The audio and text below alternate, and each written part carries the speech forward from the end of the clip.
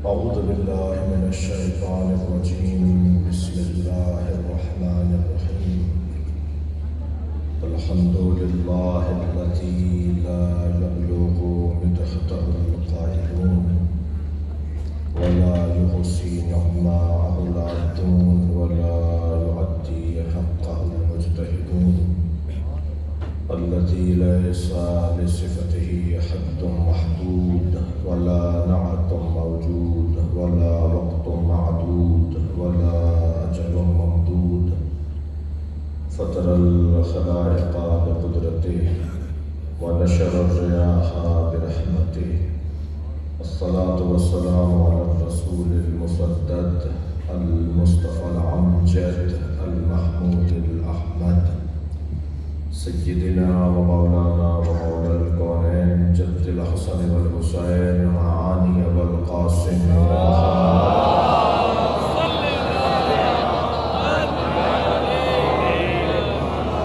وآله الطيبين الطاهرين المعصومين الذين قال الله إنما يريد الله ليذهب عنكم الرجس أهل البيت ويطهركم تطهيرا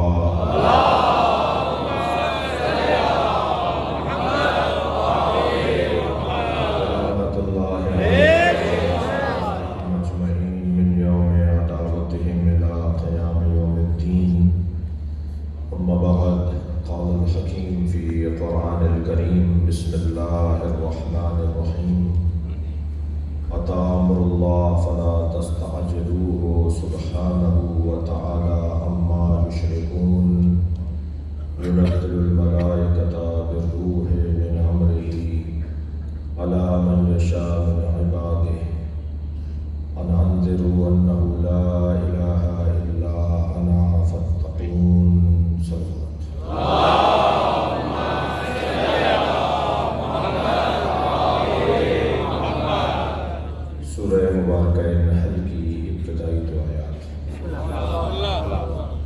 اللہ اپنے اس کلام میں معرفت کا، عرفان کا، علم کا، ہدایت کا ایک دسترخوان بچھا رہا ہے۔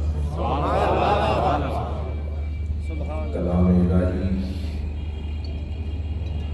میرے مولا علی فرماتے ہیں کہ اللہ کی طرف سے ایک شفا بخش دوا کا نام ہے۔ اللہ کا کلام بیماروں کو بیماریوں سے بچانے کا بہترین نسخہ ہے۔ جب انسان تمام تر الجھنوں میں گھر جائے، پریشانیوں میں مبتلا ہو، تو قرآن کی ہوا اسے شفا دے رہی ہوتی ہے۔ اور اگر قرآن کی آیت پڑھ لی جائے اور قرآن سے شفا طلب کر لی جائے تو مولا فرماتے ہیں یہ شفا بخش دوا ہے۔ البتہ یہ ذہن میں رہے کہ دوا بغیر ڈاکٹر کے لینے والا مزید بیماریوں میں اضافہ کر جاتا ہے۔ دو لوگوں نے تو معاشرے کو ویسے ہی بہت نقصان پہنچایا ہے۔ دو لوگ اپنا بہت نقصان کر رہے ہیں اور اپنا نقصان کر کے معاشرے کا بھی نقصان کر رہے ہیں۔ ایک سیلف اسٹڈی والے لوگ اور ایک سیلف میڈیسن والے لوگ، بغیر ڈاکٹر کے مشورے کے دوا لینے والے لوگ اور بغیر استاد کی کتاب پڑھنے والے لوگ۔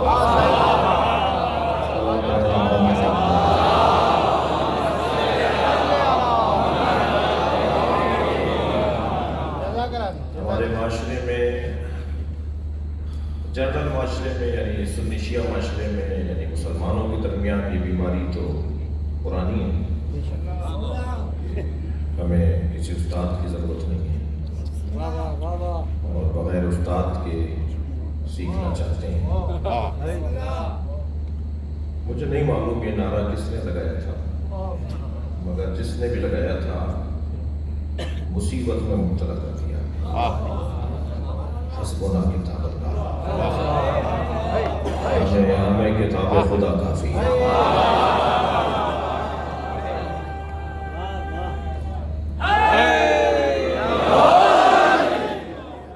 ہمیں کتاب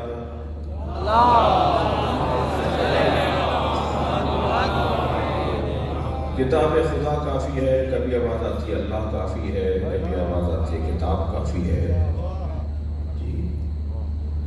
جو خود اپنے لیے کافی نہ ہو، اللہ نے ایسا محتاج بنایا ہے، ایسا محتاج بنایا ہے کہ اگر یہ میرا انگوٹھا نہ ہو تو ان 2 انگلیوں سے میں بٹن نہیں لگا سکتا۔ ہاتھ میں اگر بال چلا جائے تو ساری دنیا تاریک ہو جاتی ہے۔ ریڑھ کی ہڈی میں اگر ایک بال آ جائے تو سب کام دھرے کے دھرے رہ جاتے ہیں۔ جو اتنا کمزور ہو کہ وہ خود اپنے قابو میں نہ ہو، اپنے اختیار میں نہ ہو، وہ کہہ رہا ہے مجھے فلاں کافی ہے۔ یعنی لہجہ دیکھیے، میں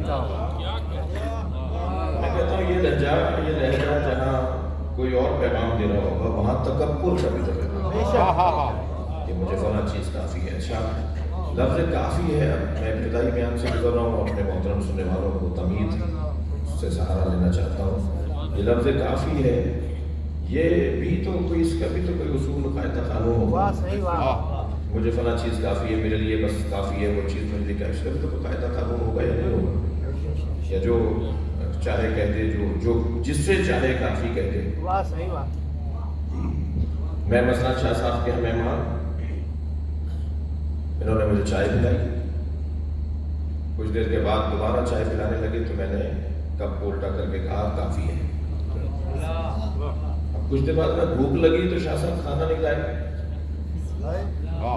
کبھی کھانا کہنا آپ نے ابھی تو کہا تھا کہ کافی ہے۔ جب بستر کر لگے آپ نے ابھی تو کہا تھا کافی ہے۔ اور نے کچھ دیر کے بعد کہا ہمیں فلاں چیز چاہیے، کہ آپ نے تو کہا تھا کافی ہے۔ اگر کافی ہے کہا تھا تو چائے اور اسی جنس کی چیز کافی ہے، دوسری چیزوں کو ہم نے نہیں کہا تھا کہ کافی ہے۔ جب کہہ رہے ہیں کہ اللہ کافی ہے تو اس کا یہ مطلب کہاں سے نکلا کہ رسول اللہ کی ضرورت نہیں ہے؟ کہہ رہے ہیں کہ ایک کتاب کافی، اور پھر یہ جملہ تو وہ بولے جس کو بولنے کا حق ہے۔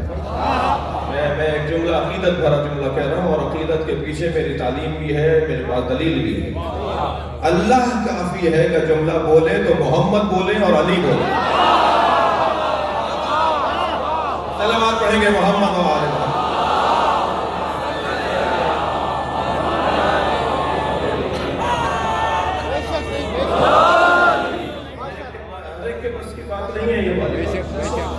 میں تو ان لوگوں سے بھی مخاطب ہوتا ہوں جو یہ کہتے ہیں نا کہ ہمیں اللہ سے بات کرنی چاہیے اور ہمیں کسی وسیلے کی ضرورت نہیں ہے۔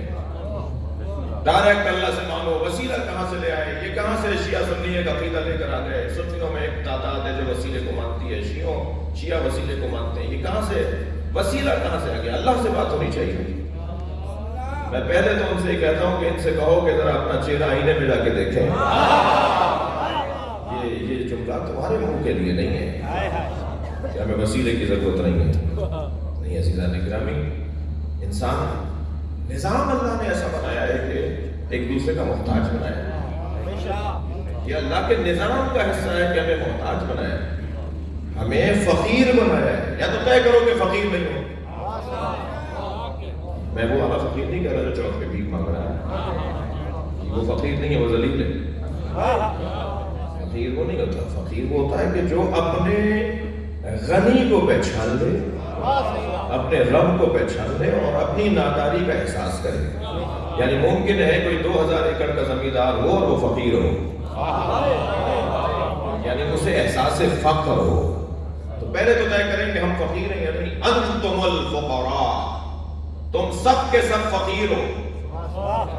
یہ قرآن کہہ رہا ہے، اللہ کہہ رہا ہے تم سب کے سب فقیر ہو۔ هو الغنی الحمید، اگر غنی ہے تو وہ ہے، اس کے علاوہ کوئی غنی نہیں ہے۔ تو جب یہی قاعدہ مان لیا جائے کہ ہم سب فقیر ہیں تو فقیر تو غنی کا محتاج ہوتا ہے، اور غنی نے جو نظام بنایا ہے اس کو ماننا ہی فقر کا اعتراف ہے۔ شاہ صاحب نے اس مجلس کے انتظامات میں فرض کیجئے ہمارے چند دوستوں کو تقسیم کیا کام کہ تم دروازے پہ رہو گے، تم فلاں دیکھو گے، تم نیاز کو دیکھو گے، تم فلاں کام کرو گے۔ مثلا جن صاحب کو کہا جی نیاز تم تقسیم کرو گے، مجلس میں ایک شریک مجلس نے شاہ صاحب سے آ کے کہا نیاز مجھے دے دیجیے. انہوں نے کہا جی فلاں سے آ کے کہا نہیں میں تو آپ سے لوں گا. انہوں نے کہا جی ان سے لیجیے. وہ کہہ رہا نہیں میں تو آپ سے لوں گا. یہ جو بار بار کہے گا نا کہ میں تو آپ سے لوں گا میں اس سے نہیں لوں گا، تو یہ اس کی توہین ہو یا نہ ہو خود سید کی شاہ صاحب کی توہین ہے. یعنی ان کے بنائے ہوئے نظام کا انکار کیا جا رہا ہے. جب اللہ کہہ رہا ہے مصطفیٰ کے پاس آ کے توبہ کرو،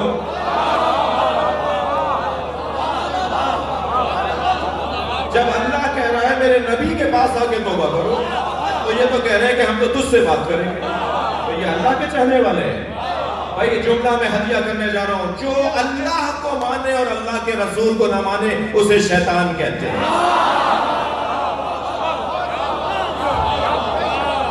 صلوات پڑھیں گے محمد و آل محمد.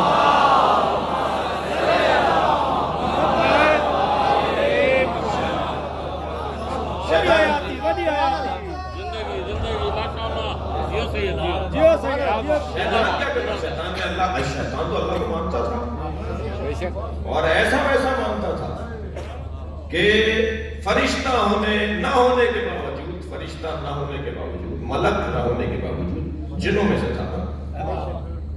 اس کے باوجود فرشتوں کا سردار بن گیا. اتنی عبادت کی اللہ کی. اور اللہ سے کہہ رہا ہے کہ اسے کیوں بنا رہا ہے؟ میں تو زمین پر کوئی چپا نہیں چھوڑوں گا جہاں تیرا سجدہ نہ کر دوں. میں تیرا سجدے اتنے سجدے کروں گا. اللہ کو عبادت نہیں چاہیے. بھائی جو میں کہوں کر رہا ہوں وہی سمجھی جائے گا. اللہ کو بندگی چاہیے. اللہ کو عابد نہیں چاہیے، عبودیت چاہیے. اللہ کو روح بندگی چاہیے. اگر عبادت ہو اور روح عبادت نہ ہو. روح عبادت کیا ہے؟ میں بچوں اور جوانوں کے لیے جلدی سے یعنی فجر کی 2 رکعت نماز، ظہر کی 4، عصر کی 4، مغرب کی 3، عشاء کی 4، یہ رکعتیں اللہ نے طے کر دی.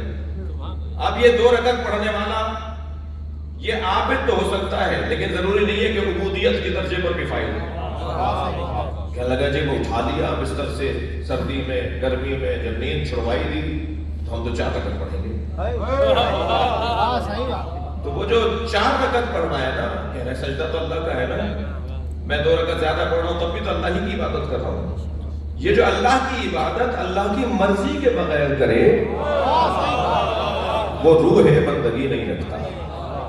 ایک بھائی رہتا ہے حیدرآباد میں، ایک بھائی رہتا ہے مثلاً لاہور میں. سگے بھائی، ایک بھائی حیدرآباد ملنے کے لیے آیا لاہور والا. ظہر کی نماز پڑھنے کھڑے ہوئے، ایک 2 رکعت پڑھے گا، ایک 4 رکعت پڑھے گا. یہ سگے 2 بھائی ہیں، ایک 2 رکعت کیوں پڑھ رہا ہے، ایک 4 رکعت کیوں پڑھ رہا ہے. بعض لوگوں کے ذہن میں یہ ہے کہ اب جہاز کے سفر ہو گئے ہیں، لہٰذا سفروں میں تو کوئی مشکل ہی نہیں ہوتی، لہٰذا قصر نماز نہیں پڑھنی چاہیے، ہم تو پوری پڑھیں گے.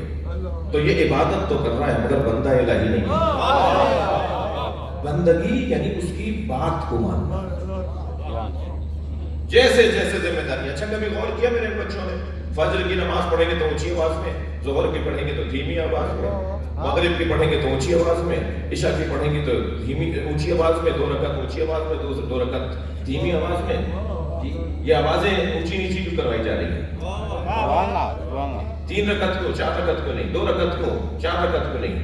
یہ ہمارا مزاج بنایا جا رہا ہے، بندگی کا مزاج. مجھے تمہاری رکعتیں نہیں چاہیے، مجھے تمہارا مزاج بندگی چاہیے. یہ پریکٹس کروا رہا ہوں میں تمہیں کہ میں تم میرے لیے مزاج بندگی بنا سکتے ہو. اور پھر عبد بھی ہو تو ایسا عبد کہ جس میں فخر ہو اللہ کو. لہذا رسالت کا اقرار ہم بعد میں کرتے ہیں، نبی کی عبدیت کا اقرار پہلے کرتے ہیں. اشہد انک عبدہ ورسولہ. آپ اللہ کے بندے بھی ہیں اور اللہ کے رسول. بندگی پہلے. یہ روح بندگی.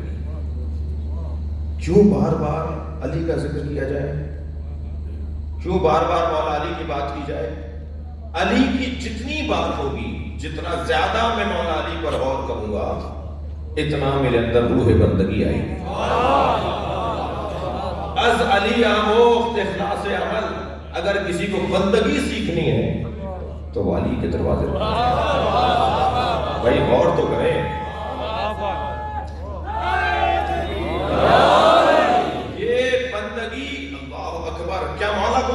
تھا کہ میں اگر ان کے بڑوں کو ماروں گا تو یہ میرے بچوں کو ماریں گے. ساری نسل کاٹ دی علی کی, سارے بچوں کو کربلا میں گھیر کے مار دیا. 80 سال تک تو علی نام رکھنے پہ پابندی تھی. آج یہ غر آ رہے ہیں, آج طرح طرح کی باتیں کر رہے ہیں, ریلیاں نکال رہے ہیں, ہم پر آنکھیں دکھا رہے ہیں. میں ان سے مخاطب ہوں, اگر تم تبرہ کے مخاطب ہو تو پھر وہاں سے شروع کرو جہاں سے تبرہ شروع ہوا.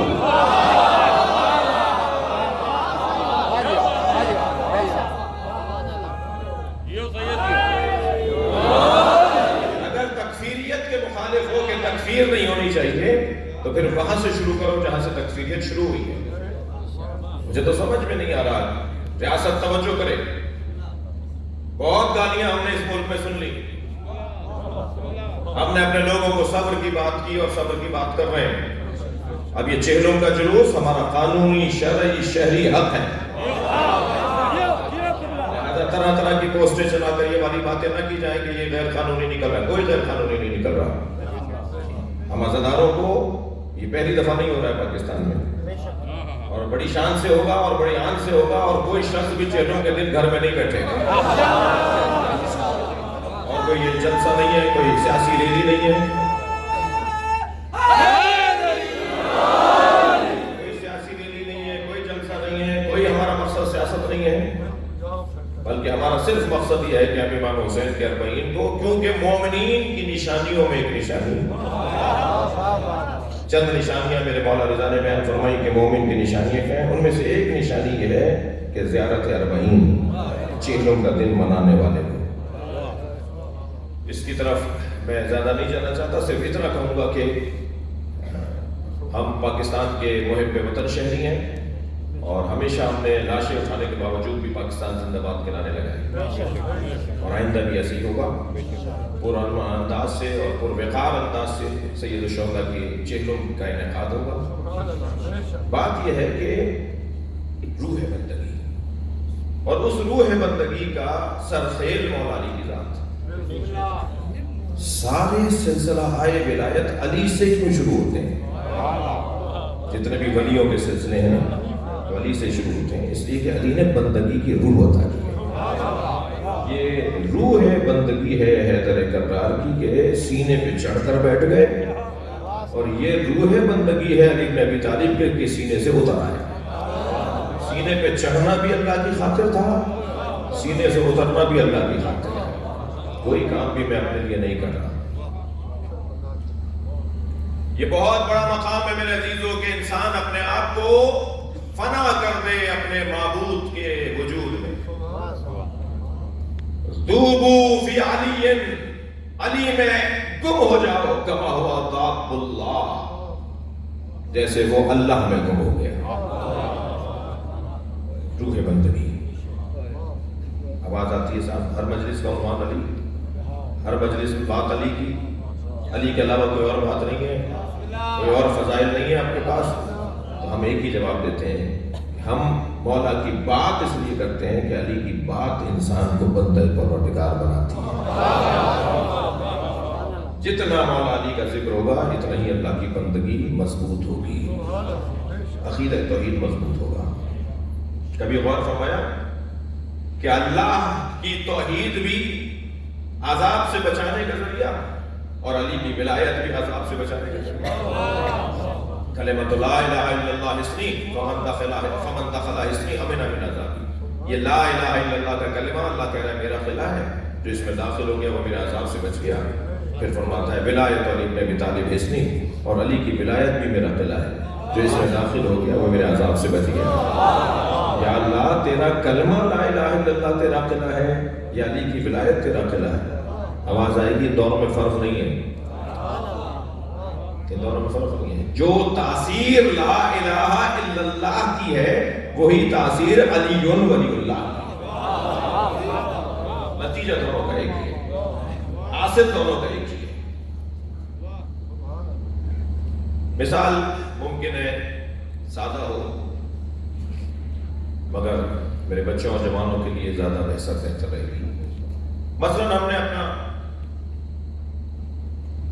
گھر بنانے کے لیے بڑا اہتمام کیا، بڑا انتظام کیا، بڑی محنتوں سے مکان بنانا شروع کیا، کرائے کے مکان میں رہتے تھے، کبھی ادھر کبھی ادھر، کبھی اپنا گھر بنا لیتے ہیں۔ اور جیسے جیسے ہمارا مکان بنتا چلا گیا، ایسے ایسے حاسدین آگ میں جلتے رہے کہ اس کا مکان کیسے بن رہا ہے، یہ نئے مکان میں کیسے جا رہا ہے۔ اور جب مکان تیار ہو گیا اور دوسرے دن صبح میں اپنے نئے مکان میں منتقل ہونا تھا تو رات کا آدھا پہر گزرا، دروازے پہ دستک ہوئی، ہم نے دیکھا بڑی بڑی گاڑیوں میں کچھ سرکار کے لوگ ہیں۔ ہم نے کہا جی کیا معاملہ ہے؟ کہنے لگے جی آپ نے 2 گلی بعد ایک مکان بنایا ہے، ہم حکومت کے لوگ ہیں، ہم ریاست کے لوگ ہیں، آپ سے یہ مکان خریدنا چاہتے ہیں۔ ہم نے کہا جی ہم نے اپنے لیے بنایا ہے۔ کہنے لگے جی کتنے کا بنایا ہے؟ ہم نے کہا مثلا جی 1 کروڑ کا بنایا ہے، کام آپ کو 20 کروڑ دیتے ہیں اور آپ کو ایک منصب ریاست بھی دیتے ہیں اور آپ کی نسل میں بھی یہ منصبی، یہ ریاستی منصب منتقل ہوتا رہے گا۔ اب ہم نے سوچا بھائی سودا برا نہیں ہے، 1 کروڑ 20 کروڑ مل رہے ہیں اور ادھر خود کو بھی منصب ملے گا اور مثال ہے، اور ریاست کا منصب جو ہے نسلوں میں بھی منتقل رہے گا۔ ہم نے فوراً مکان کے کاغذات ان کے حوالے کیے، ان سے وہ مراعات لے لی ہم نے اور بڑے سکون سے جا کے سو گئے۔ دوسرا دن جب نمودار ہوا تو جو ہم سے حسد کرتا ہوا شخص ہمارے بنتے ہوئے مکان کو دیکھ کر جل رہا تھا، اس نے اس گھر کو آگ لگا دی۔ سارا محلہ باہر نکل کر آ گیا اس جلتے ہوئے مکان کا تماشا دیکھنے کے لیے۔ ہم بھی اسی مجمع میں کھڑے ہوئے جلتا ہوا مکان دیکھ رہے تھے۔ آگ لگانے والا بھی وہی تھا، وہ ہمارے چہرے کا اطمینان دیکھ دیکھ کر اور جل رہا تھا کہ بھائی ان کا تو مکان جل رہا ہے اور یہ پریشان نہیں ہے، اور ہم اس لیے مطمئن تھے کہ یہ ہمارا مکان ہی نہیں ہے۔ علی نے شب ہجرت اپنی جان بیچ دی، اللہ سے مراد لے لی۔ اب تم اگر علی اور اولاد علی کو مارو گے تو تمہارا اور اللہ کا مسئلہ ہے، تمہارا اور علی کا مسئلہ نہیں۔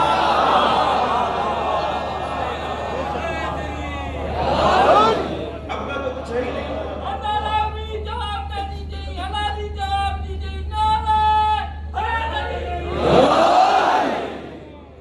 زبردستی نعرہ لگوا رہے ہو۔ ایک صلوات پڑھیں ذرا محمد و آلہ۔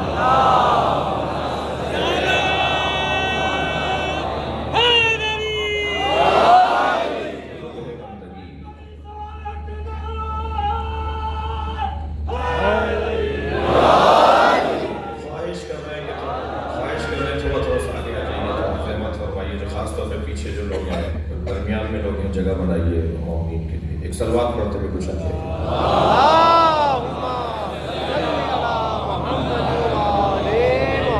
زحمت فرمائیے، تھوڑا تھوڑا سا آگے آئیے دروازے کے باہر۔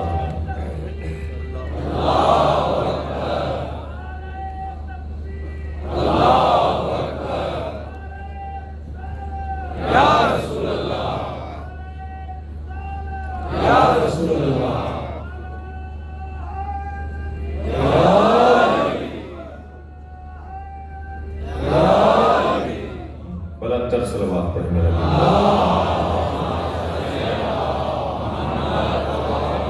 مجھے 3-4 مقدمات کے بعد ایک نتیجہ لینا ہے اس آیت کے ضمن میں۔ پہلی بات تو یہ کہ اللہ سے بات کرنی ہے مگر وسیلے کے ذریعے، اور جو خود اللہ تک پہنچنے کی بات کرتے ہیں وہ پہلے اپنے بارے میں غور کریں، ہو سکتا ہے اس قابل ہوں، اگر وہ اس قابل ہیں تو پھر وہی والی بات کریں، اور جو اس قابل ہوتے ہیں وہ یہ والی بات ہی نہیں کرتے۔ لہذا پہلا مرحلہ تو یہ ہے کہ ذات کردگار نے جو نظام بنا کر ہمیں دیا ہے وہ نظام ہی بنا کر دیا کہ مجھ تک آنا چاہتے ہو تو وسیلوں کے ذریعے سے آؤ، اور جو وسیلے کو نہیں مانتا وہ بہرحال اللہ کو خوب آتا ہے منوانا، وہ آج نہیں مانے گا کل اللہ اسے منوا لے گا۔ جتنے بھی لوگ وسیلے کو نہیں مانتے نا وہ ہاتھ اٹھا کے ضرور دعا کر رہے ہیں، تم نہیں مانو وسیلے کو، ان 5 انگلیوں میں 14 بند ہیں، ابھی تو غور کرو گے، اور پھر یہ ہاتھ ہی اٹھا کر کیوں دعا کر رہے ہو؟ انسان اللہ کی بارگاہ میں اپنی عاجزی کا اظہار کر رہا ہے، اپنے ہاتھوں کی مجبوری کا، اپنے ہاتھوں کی طاقت کا، یہ ساری طاقت اس کے سامنے رکھ رہا ہے۔ کہتے ہیں نا دونوں ہاتھوں سے اٹھاؤ، ایک ہاتھ سے نہیں اٹھاؤ، کہتے ہیں دونوں ہاتھوں سے، یعنی مکمل طاقت سے اٹھاؤ۔ انسان کی مکمل طاقت ان دونوں ہاتھوں میں۔ جب ہم اللہ کی بارگاہ میں حاضری دے رہے ہوتے ہیں تو اپنی دونوں ہاتھوں کو پھیلا کر اپنی مکمل طاقت کو اس کے سامنے رکھ کے کہتے ہیں یہی ہے ہمارے پاس۔ اللہ خوب منوانا جانتا ہے۔ پہلے 85 مثالیں ہیں، جو لوگ نہیں مانتے سبیلوں کو وہ زمزم لا کے ضرور بانٹ سے ہوتے ہیں۔ جو مزاروں کو نہیں مان رہے ہوتے وہ حتیم کا طواف ضرور کر رہے ہوتے، جو نشانیوں کو نہیں مان رہے ہوتے، مزارات کو نہیں مان رہے ہوتے، وہ مقام ابراہیم کو چوم ضرور رہے ہوتے۔ تو ایک لمبی لسٹ ہے کہ جو اللہ کی بات کو نہیں مانتے وہ پھر اللہ ان کو منوانا اللہ کو آتا ہے۔ صلوات پڑھیں ذرا محمد و آل محمد۔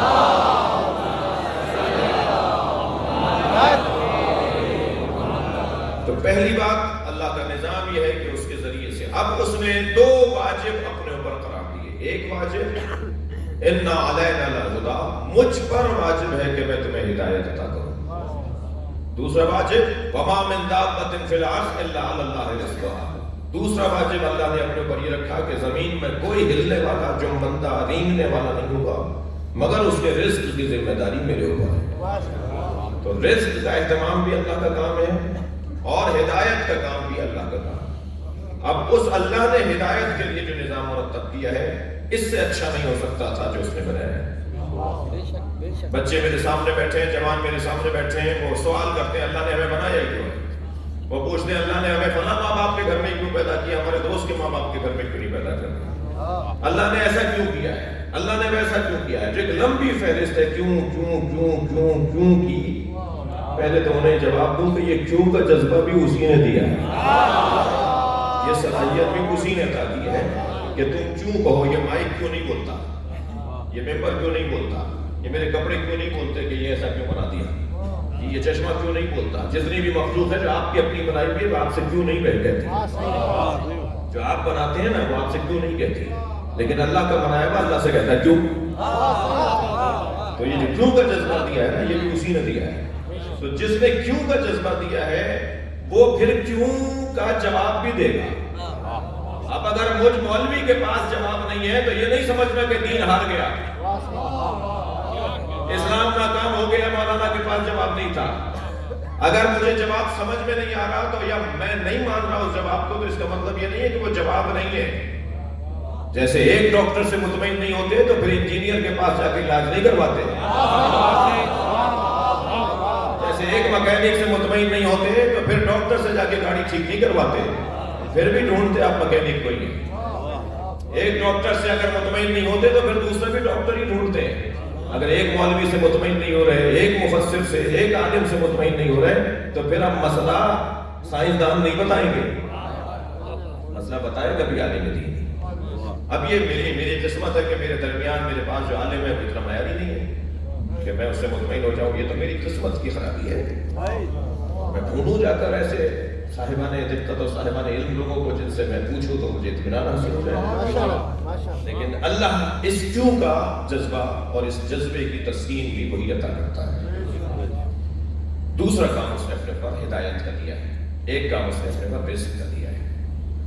وہ جو ہدایت کی ذمہ داری اس نے لی ہے اس کا اس نے میپ، اس نے نقشہ کیا بنایا ہے۔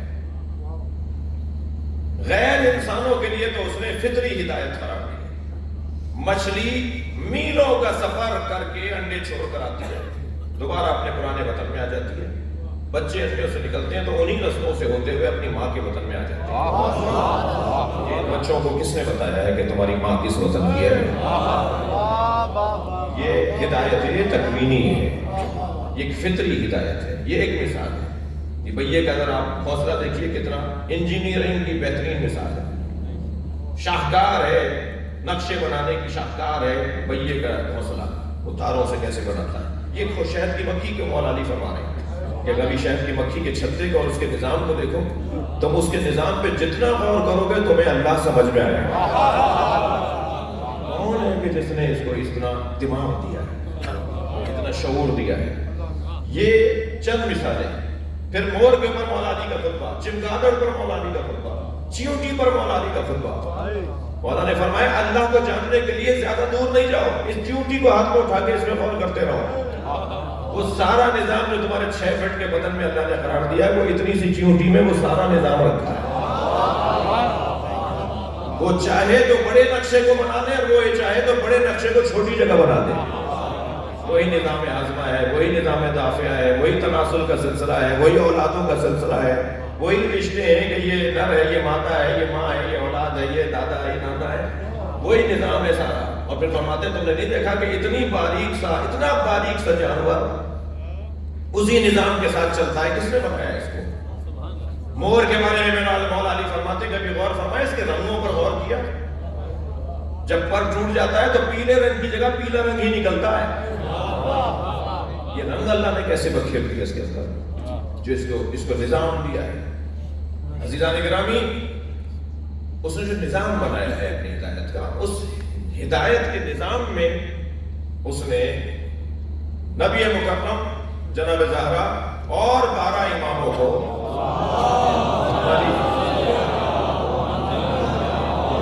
ہدایت کے لیے اپنے میپ کا، اپنے نقشے کا حصہ قرار دیا. سرکار دو جہاں کا وجود، سیدہ کا وجود اور پھر 12 امام، یہ سب کے سب پروردگار عالم کی طرف سے اس کی ہدایت کا نظام ہے. ہدایت دی گئی ہو کہ جو ہدایت ہم لیں گے اس سے جو ہدایت دے سکتا ہو. لہذا کمالات کا مجموعہ اس گھرانے کو قرار دیا. اس نے سیدہ کو اس گھر کا حسن قرار دیا. تمام تر ائمہ کا کمال اگر کہیں ایک جگہ پر محجوب نظر آئے تو اسے فاطمہ کہا جاتا ہے. لہذا چادر میں جب سرکار پنجتن کو لے لیں گے تو آواز آئے گی ہم فاطمہ، یہ سب کے سب فاطمہ ہیں. یہ چادر میں آ جاتے ہیں سب فاطمہ ہو جاتے ہیں. باہر نکلتے ہیں تو ایک علی ہے، ایک حسن ہے، ایک حسین ہے، ایک فاطمہ ہے. اندر آتے ہیں تو سب فاطمہ ہے. عظمت جناب سیدہ طاہرہ بلندر صلوات.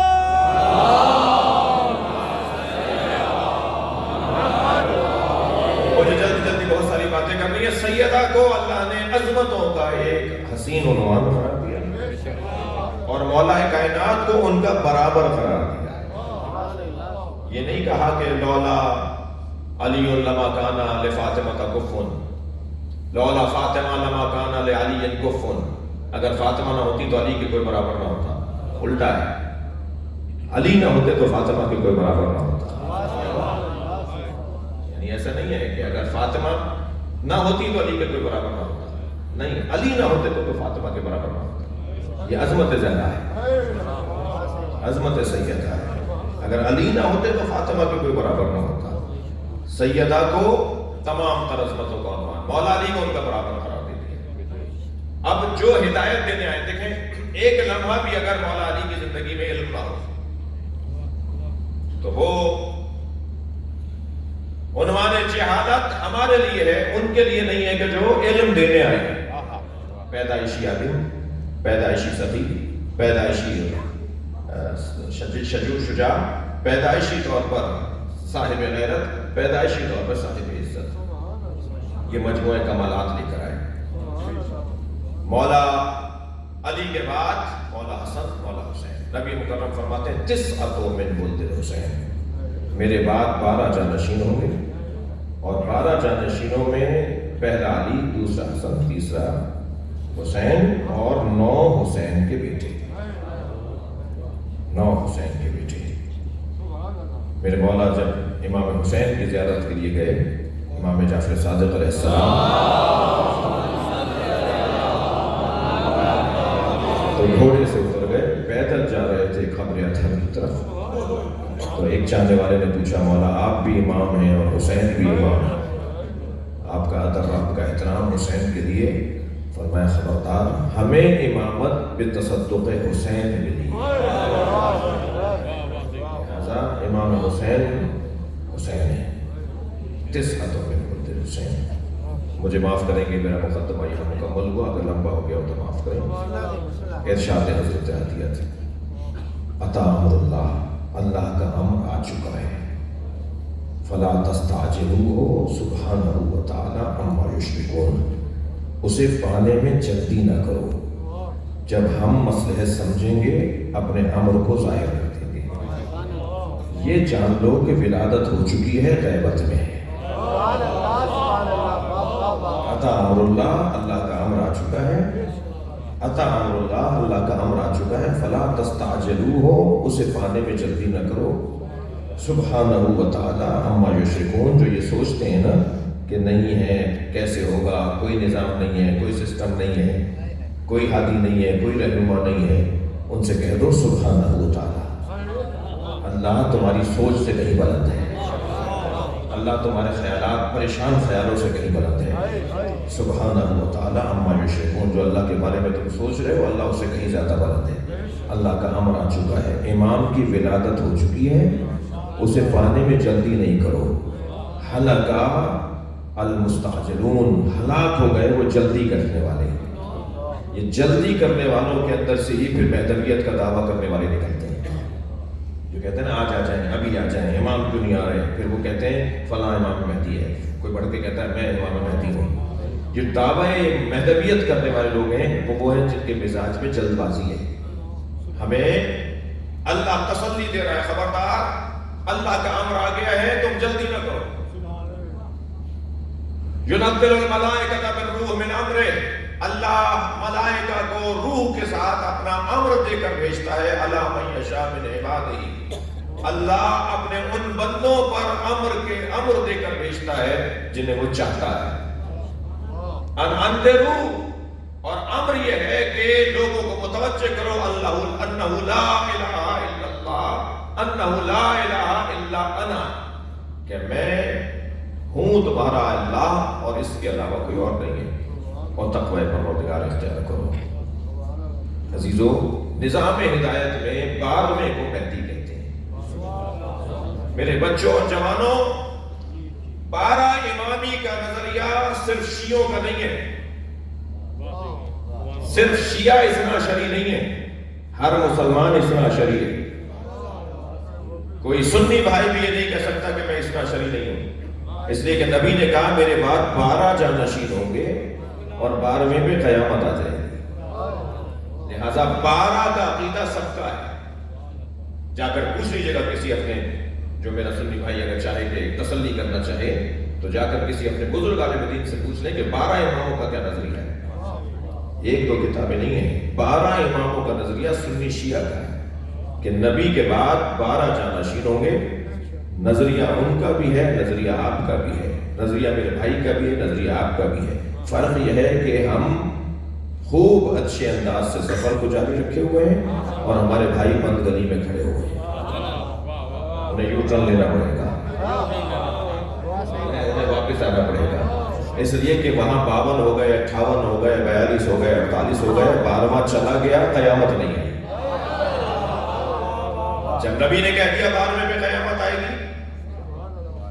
یہ جو ہی کے علاقے میں، یہ جو آپ کا کچے کا علاقہ ہے، یہاں ہمارے ایک جملے ہمارے زمیندار ہیں وہاں کے، وہ شیعہ ہو گئے، انہوں نے علم لگا دیا اور ان کی علم لگانے سے پورے گاؤں نے علم لگا دیا۔ وہ جملہ کیا تھا وہ سنا دیتا ہوں۔ وہ جملہ یہ تھا کہ میں نے کہا جی آپ 12 اماموں کا نظریہ سنی شیعہ کا نظریہ ہے، 12 اماموں کا نظریہ سنی شیعہ کا نظریہ ہے۔ ہمارے بھائیوں کی کتابوں میں 12 اماموں کے نام ہیں، مگر اس میں چھٹا یزید ہے، حسین کا نام ہی نہیں ہے۔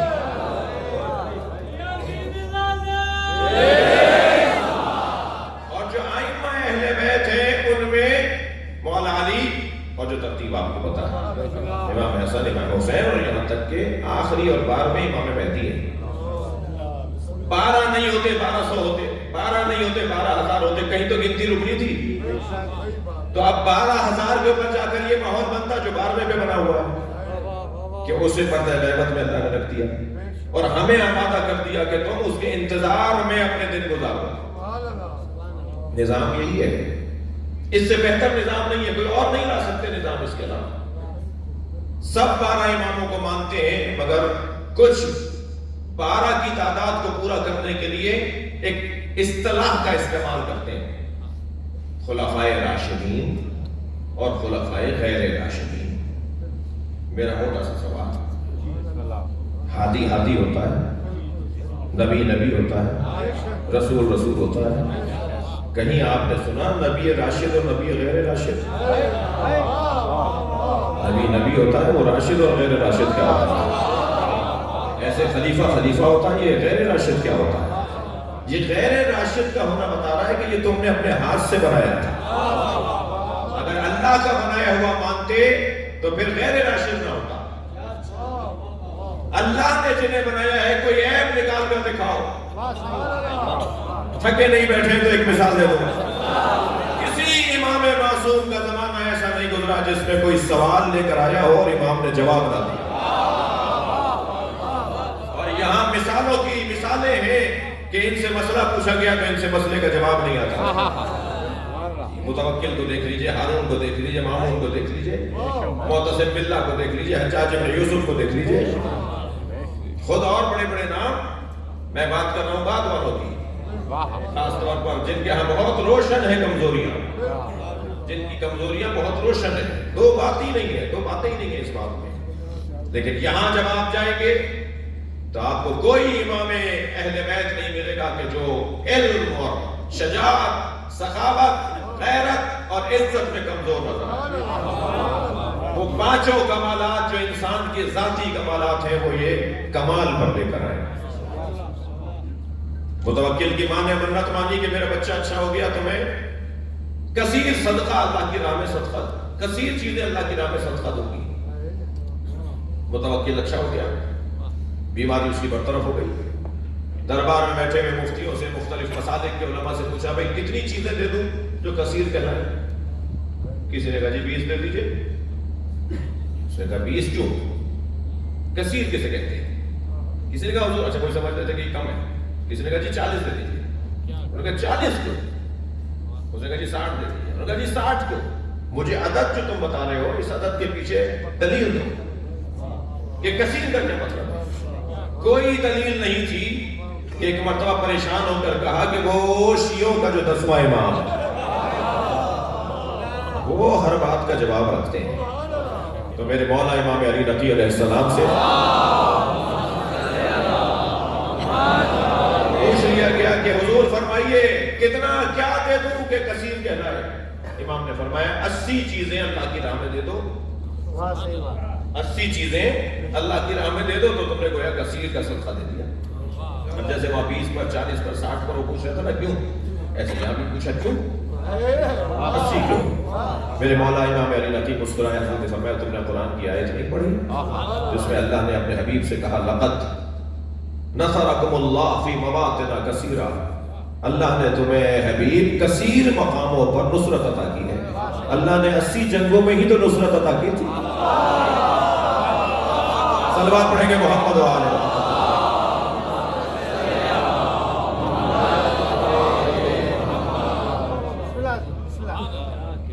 سارے علماء جمع ہو کر ایک مسئلے کا حل نکالنا چاہتے ہیں. مسئلے کا حل نہیں نکل رہا. مسئلہ کیا ہے؟ ایک بہت بڑے فلسفی نے کتاب لکھ دی ہے تناقض القرآن. قرآن میں ایک آیت دوسری آیت سے ٹکراتی ہے اور وہ لسٹ بنا لی کہ جو آیتیں اور وہ لسٹ بنا لی جو آیتیں ان آیتوں سے ٹکراتی ہیں. سامنے لا کے کر دیا یہ آیت اس سے ٹکراتی ہے, یہ آیت اس سے ٹکراتی ہے, یہ کچھ کہہ رہی ہے, یہ کچھ کہہ رہی ہے, اور پوری کتاب کا نام رکھ دیا گیا, پوری آیات کو جمع کر کے نام رکھ دیا گیا تناقض القرآن. اب جب قرآن ہی زیر سوال آ جائے, قرآن ہی جو ہے نا مشکوک ہو جائے معاذ اللہ, تو پھر ان کی خلافت کہاں باقی رہے گی. جو خلیفہ صاحب بیٹھے ہوئے تھے, معتصم باللہ کا زمانہ ہے, پریشان ہو گئے. سب سے پوچھا بھائی جواب, ابھی ہم سے جواب نہیں بننا, یہ آیت اس آیت سے ٹکرا رہی ہے. جتنے بھی نمک خوار مولوی تھے یہ ہوتی ہے, آج بھی کبھی کبھی ہوتا ہے, تو یہ منظر تو آج بھی نظر آ رہا ہوتا ہے. تو وہ ان کے پاس جواب نہیں تھا. پھر آخر آواز دی گئی جس کا جواب وہی دے گا جو نظام ہدایت میں 11واں ہے, اور امام عسکری کا ہے. لے گا امام کی خدمت میں, امام نے ایک صفحہ پلٹا, ایک آیت دوسری آیت سے ٹکراتی بھی نظر آئی, دیکھی لکھی بھی. حضرت فرمایا کہ اس کا جواب ایک جملے میں ہے. کتاب اتنی موٹی لکھی ہے, اس کا جواب ایک جملے میں. حضرت فرمایا تم میں سے کوئی ایک میرے پاس ٹھہر جائے, میں اسے جواب سکھا دیتا ہوں, جا کے اس کو ابو اسحاق کندی کو, جس نے یہ کتاب لکھی جس کا نام ہے تاریخ میں ابو اسحاق کندی, یا ابو اسحاق کندی کو جا کے ایک جواب دے دینا, ایک جملہ کہہ دینا اس پوری کتاب کا جواب. انہیں اپنے پاس ٹھہرا دیا. انہیں کہا تم اس کے پاس جاؤ گے, شاگرد ہونے کا اظہار کرو گے, شاگرد بن جاؤ گے, جب کچھ دن کا اعتماد بحال ہو جائے تو پھر یہ جملہ کہہ دینا. یہ پہنچ گئے استاد, بہت بڑے فلسفی ہیں, بہت بڑے عالم ہیں, قرآن کے حافظ بھی ہیں, قرآن کے مفسر بھی ہیں. اچھا ایسے کام بھی ایسے لوگ کرتے ہیں. لہذا قرآن پکار کے, حدیث پکار کے کہتی ہے رب طال القرآن والقرآن یلعنہ, کتنے ہی قاریان قرآن ہیں جن پہ قرآن خود لعنت کرتا ہے.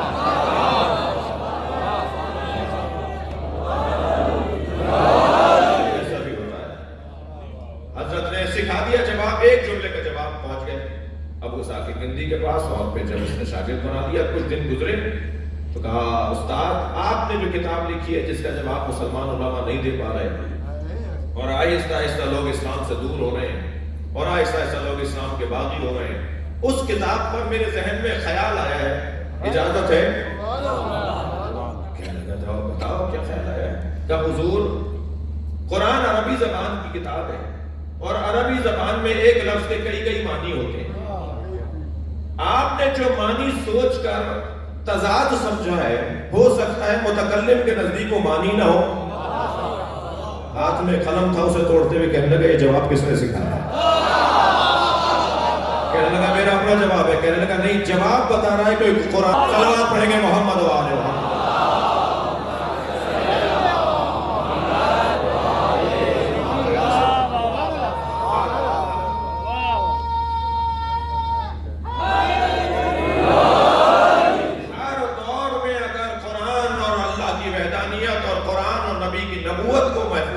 کسی نے رکھا ہے تو وہ اسی نظام امامت میں. کیا کہا ہے سورہ مبارکہ رات میں؟ ایک اور مثال دے دوں اپنے مدعا کو روشن کرنے کے لیے. سورہ مبارکہ رات آیت نمبر 43 میں ارشاد ہو رہا ہے وَيَقُولُ الَّذِينَ كَفَرُوا لَسْتَ مُرْسَلًا. جنہوں نے کفر اختیار کیا ہے وہ کہتے ہیں اور کہتے رہیں گے. یقولو فعل مضارع حال اور مستقبل کو شامل ہوتا ہے. یضربو یقتلو یضربو یقولو، کہتے ہیں اور کہتے رہیں گے کہ آپ بھیجے ہوئے رسول نہیں ہیں. یعنی انکار رسالت نبی کے زمانے میں بھی ہوا اور قیامت تک ہوتا رہے گا. تو جب انکار اس زمانے میں ہوا تو جو اس کا تدارک کیا گیا تو قیامت تک جو انکار ہوتا رہے گا اس کا تدارک بھی وہی ہے، اس کا انتظام بھی وہی ہے. تو قل کہہ دیجئے کفا باللہ شہیدا بینی و بینکم، میرے اور تمہارے درمیان رسالت کی گواہی کے لیے اللہ کافی ہے. ومن عنده علم الکتاب، اور جس کے پاس علم الکتاب ہے وہ کافی ہے.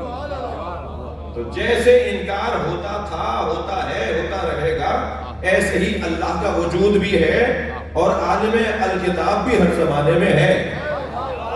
اب عالم الکتاب کو ڈھونڈنا ہی تو انتظار ہے. یہ فلسفہ انتظار اس عالم الکتاب کو ڈھونڈنا ہے.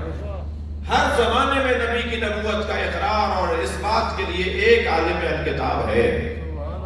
اچھا، اگر میرے عقیدے کے اوپر کسی کو اعتبار نہیں ہے تو نبی کے قول پر تو اعتبار ہو. نبی نے فرمایا انی تارک فیکم الثقلین، میں تمہارے درمیان دو بھاری چیزیں چھوڑے جا رہا ہوں، کتاب اللہ و اطرتی اہل بیتی، اللہ کی کتاب اور اپنی اطرت اہل بیت. لن یفترقا حتی یردا علی الحوض، یہ ایک دوسرے سے علیحدہ نہیں ہوں گے مگر جب تک کہ حوض کوثر پہ مجھ سے نہ ملیں. یعنی ہر زمانے میں ساتھ ساتھ رہیں گے. تو اگر مجھے امام نظر نہیں آ رہے تو نبی کے قول پر یقین کر کے مان لوں کہ ہیں. ہر زمانے میں قرآن کے ساتھ ایک عالم قرآن ہونا ضروری ہے جو کبھی یہ نہ کہہ پائے کہ مجھے اس کا جواب نہیں آتا. دقت چاہوں گا نہیں عزیزان گرامی، یہی وہ موڑ ہے کہ جہاں آ کر بعض ریش دراز لوگ بڑے بڑے مفتیان دین بڑے تکبر سے کہتے ہیں کہ وہ عالم قرآن ہمیں، وہ عالم قرآن ہمیں. مجھے سمجھ میں نہیں آتا جب میں کہتا ہوں مولا علی انبیاء سے افضل ہے تو کہتے ہیں غلو ہو رہا ہے، اور جب خود پڑھ کے کہتے ہیں کہ ہم مراد ہیں. یہ کیسی منطق ہے بھائی؟ یہ کیسا فلسفہ ہے بھائی؟ یعنی مولا علی انبیاء کے نام سے افضل کہہ دیے جائیں تو یہ انبیاء کی توہین. علماء امتی افضل من انبیاء بنی اسرائیل، میری امت کے علماء انبیاء بنی اسرائیل سے افضل ہے. کون ہے بھائی وہ عالم؟ مفتی صاحب نے اپنی داڑھی پہ ہاتھ پھیرتے فرمایا ابھی تو ہے. اور اگر میں نے کہہ دیا کہ جی مولا علی عالم امت مصطفیٰ ہیں تو کہا نہیں انبیاء سے افضل نہیں ہو سکتے. عجیب داستان ہے. سر سید احمد خان سے کسی نے پوچھا سقیفے میں ہوتے تو کس کو ووٹ دیتے؟ خفا تو نہیں ہو رہے آپ؟ جی سقیفے میں ہوتے تو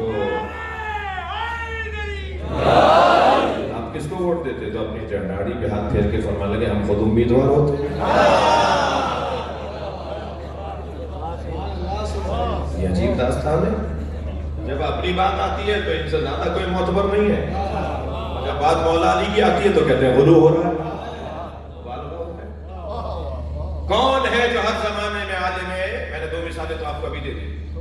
جو عالم الکتاب اور ہر زمانے میں کتاب کا جاننے والا ہے. یہ ہے نظام الہی. عطا امراللہ امام آ چکے ہیں. مجھے تو امام کے آنے کی خوشبو آ رہی ہے, ان کے ظہور کی خوشبو آ رہی ہے. آ تو چکے ہیں مگر ظاہر بھی ہونے والے ہیں. ظہور کی خوشبو آ رہی ہے.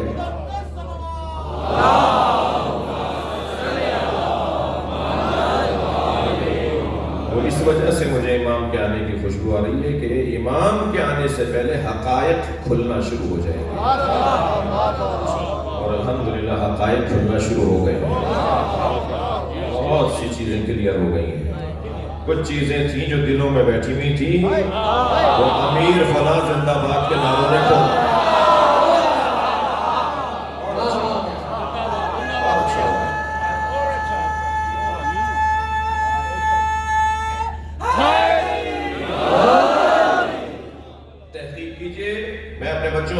کروں گا کہ سوشل میڈیا کا دور ہے, اس کی مخالفت کرنا عقلیات کی مخالفت. سوشل میڈیا کی مخالفت کرنا تو زمانے کے ساتھ نہ چلنے کا اعلان ہے. اور وہ مسلمان اچھا مسلمان نہیں ہے جو زمانے کے ساتھ نہ چل سکے. وہ نظام اچھا نظام نہیں ہے جو زمانے کے ساتھ آپ کو نہ چلا سکے. سوشل میڈیا کا انکار اور اس کی مذمت نہیں ہوگی. اپنی تمام تر صلاحیتیں اس موجودہ صلاحیت کے ساتھ جوڑ دیجئے اور انتہائی مہذب انداز سے دیکھیے. آپ اپنے نظریے کو بیان کیجئے. یہ جو ابھی پچھلے دنوں پاکستان کے اندر ہوا, ریلیاں نکلی, جلسے ہوئے, اس سے یہ مت سمجھیے گا کہ ہم پھر فقہ کو بیان نہیں کریں گے. اس سے یہ نہیں سمجھیے گا کہ ہم خلافت بلا فضل علی پر بات نہیں کریں گے. پھر یہ نہیں سمجھیے گا کہ مولا جناب زہرا پہ جو دروازہ گرا ہم اس کی بات نہیں کریں گے. انتہائی وقار کے ساتھ بات ہوگی, انتہائی دلیلوں کے ساتھ بات ہوگی, مہذب انداز سے گفتگو ہوگی. کسی کو برا کہے بغیر بتایا جائے گا کہ اچھا کون تھا.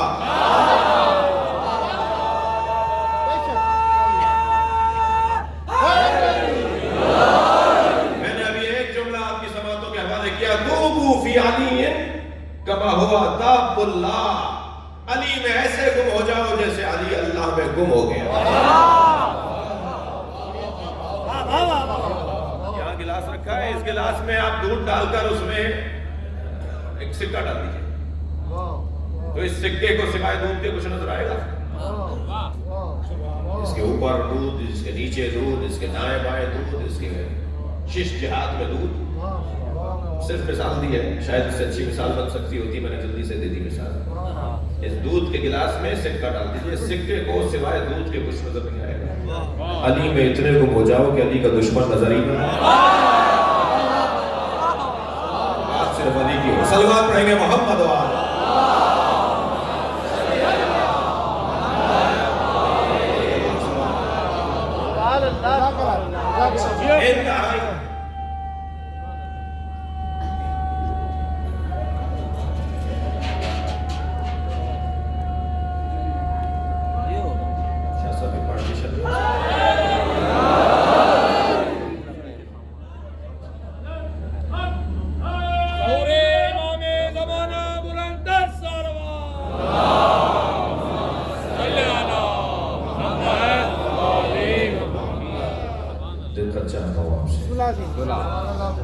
عزیزان گرامی, بہت ہی قریب وقت آ گیا ہے. امام تو آ چکے ہیں, اللہ کے رائے آ چکے ہیں, اور جلدی نہیں کرو.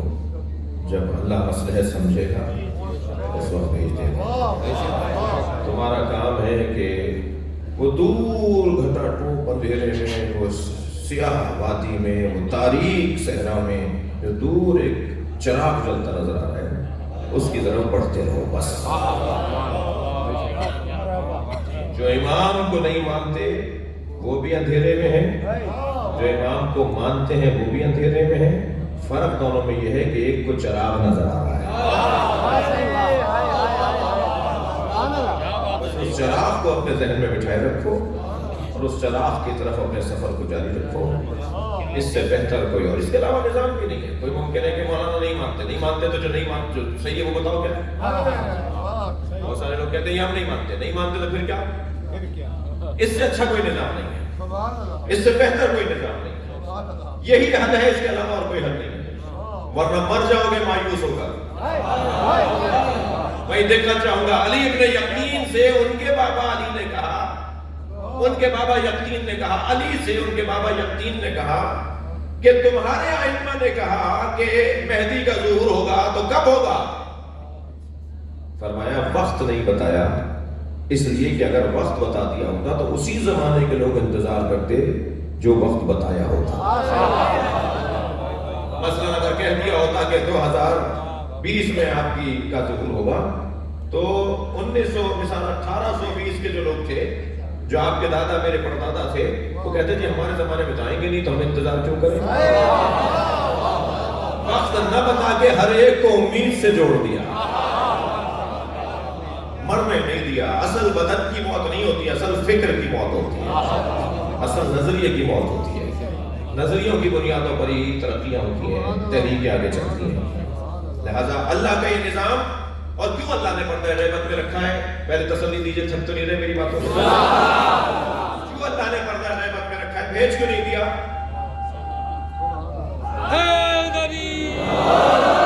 उसने भेज क्यों नहीं दिया, भेज क्यों नहीं रहा, क्यों गैबत में रखा हुआ है? उसका एक मोटा सा सबक सुनते जाइए। बातें बहुत सी हैं मगर एक बात सुन लीजिए, अभी काबिलियत और अहलियत नहीं है, अभी आमादगी नहीं है, बात जाया हो जाएगी। मुझ जैसे तो अरबों खरबों लोग मेरे मौला मेहदी की जूतियों पे कुर्बान।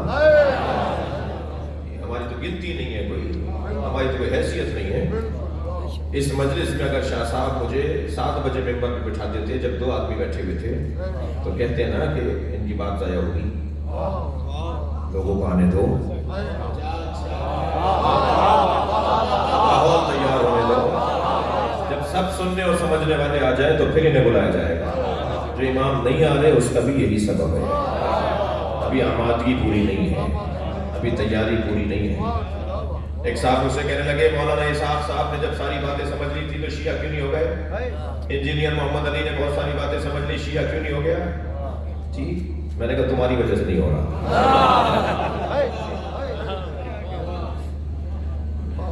मैंने किसी और से कहा था आप अपने ऊपर ले लीजिएगा, हमारी वजह से नहीं हो रहा। हम खुद रुकावट हैं बहुत सारी चीजों में, नाराज ना होइएगा मेरे साथ। हम खुद बहुत सारी हिदायतों में, तरक्कियों में, समझदारियों में, बहुत सारी तालीम और तरबियत में, बहुत सारी बेहतरियों में हम खुद रुकावट हैं, हम खुद बैरियर हैं। लोग अहले बैत के मकतब की तरफ आना चाहते हैं, इससे अच्छा निजाम नहीं है, मगर वो कहते हैं फिर हमें ऐसा होना पड़ेगा जैसे इफाना साहब ने। थोड़ा सा मुझे अपने आप को बेहतर करना होगा, मुझे अपने आप अपना मयार ऊंचा करना होगा। थके नहीं बैठे तो बात करो। सिर्फ 3 चीजें शिया हासिल कर ले, शिया सिर्फ 3 चीजों को हासिल कर ले, बैरियर टूट जाएगा, लोग अहले बैत के मकतब में आना शुरू हो जाएंगे। 3 चीजें सिर्फ शिया हासिल कर ले। अली का चाहने वाला बुज़दिल नहीं होता, बुज़दिली खत्म करें, सलवात पढ़े मोहम्मद वाले।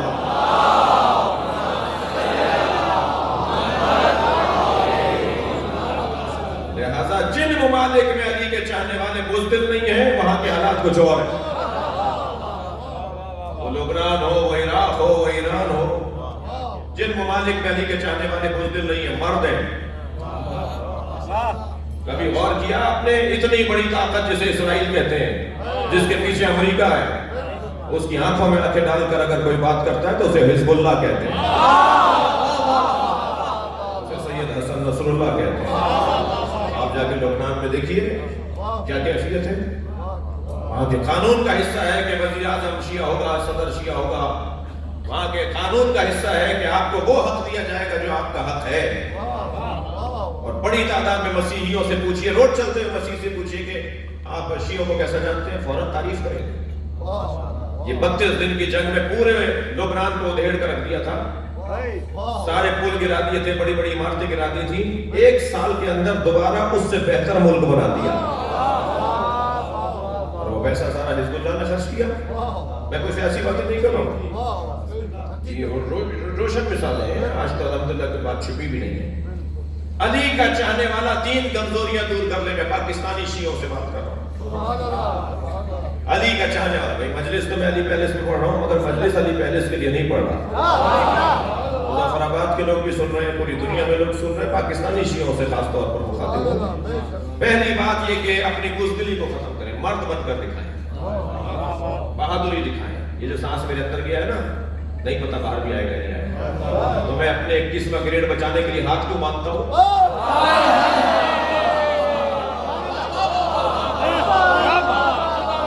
میں اپنے سیاسی تعلقات کو بحال رکھنے کے لیے سنی کیوں ہو جاتا ہوں؟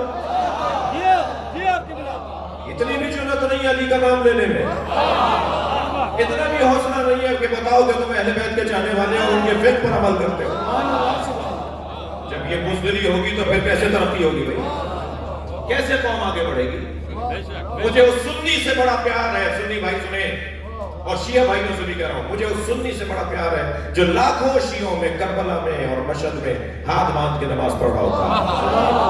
ہاتھ باندھ کے نماز پڑھ کر بتاتا ہے جس دین کو میں نے سمجھا ہے اس پہ عمل کرنے کی جرأت بھی رکھتا. میرے اندر یہ کمزوری کیوں ہے؟ میرے اندر یہ کمزوری کیوں ہے کہ میں گھبرا جاتا ہوں, سلام بھیجتا ہوں اپنے ان سیاستدانوں کو, دعا کرتا ہوں ان سیاستدانوں کے لیے جو یہ جان کر وزارتیں قبول کرتے ہیں کہ یہ آنے جانے والی چیز ہے, علی کی محبت کچھ اور ہے. راج علی کا کڑا نہیں اتار رہے,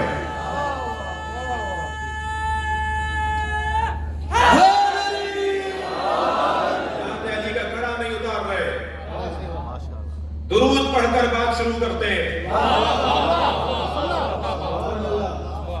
دھڑکنے سے کہتے ہیں کہ ہاں مجھے فخر ہے کہ میں شیعہ ہوں, جیسے اسے فخر ہے. عجیب بات ہوئی تھی جب مشرف صاحب نے ایک بیان دیا تھا, کچھ مسئلہ ہوا تھا پاکستان میں, تو ہر اخبار کا سب سے بڑا ٹائٹل اور سب سے بڑی سرخی تھی کہ میں سنی سید ہوں. تو اگر ایک سنی فخر سے کہہ سکتا ہے کہ میں سنی ہوں, تو تم کیوں نہیں کہہ سکتے کہ میں شیعہ ہوں؟ بزدل اور علی کا چاہنے والا, یہ کمزوری دور کرنی ہوگی. اور یہ میں اس لیے نہیں کہہ رہا کہ فرقہ واریت بڑھانا چاہ رہا ہوں, میں سنیوں کے خلاف کوئی ماحول بنا رہا ہوں, میں اس مزاج کا یاد بھی نہیں ہے. میری شاید کسی شیعہ العالم سے اتنی دوستی ہو جتنی مولانا طارق جمیل سے دوستی ہے. میں اس مزاج کا نہیں ہوں, غلط فہمی نہ ہو کسی کو, کسی سنی بھائی کو بھی اور کسی ادارے کے بندے کو بھی اور کسی شیعہ کو بھی. اور جو نہ سنی ہے نہ شیعہ ہے وہ زیادہ پریشان ہوگا. ایک صاحب کہنے لگے یہ کون سے ہوتے ہیں بھائی, یا سنی ہے یا شیعہ, یہ کون سے؟ میں نے کہا نہیں, کچھ ہے جو نہ سنی ہے نہ شیعہ ہے, سنی ہے.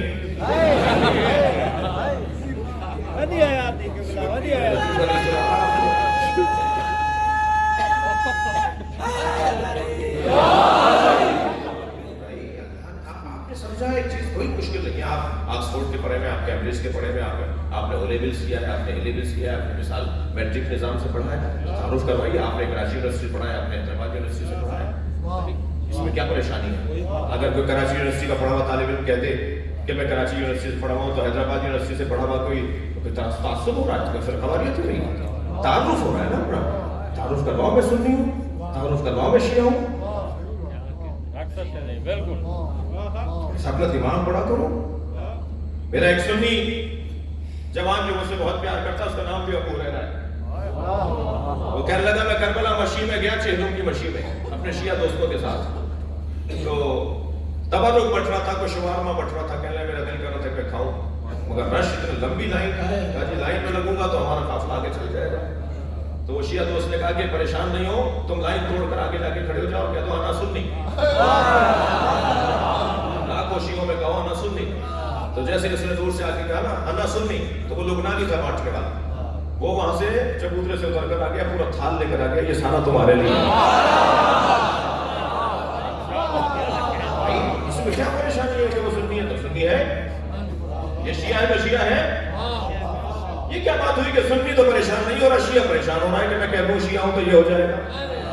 یہ کمزوری دور کرنے کا نتیجہ دے رہا ہوں عزیزان گرامی. دنیا میں اگر آپ اہل بیت کی طرف متوجہ کرنا چاہتے ہیں لوگوں کو، تھکے سنیں گے. اگر آپ اہل بیت کی طرف لوگوں کو متوجہ کرنا چاہتے ہیں تو اپنے اندر شجاعت کو لے کر آئیں.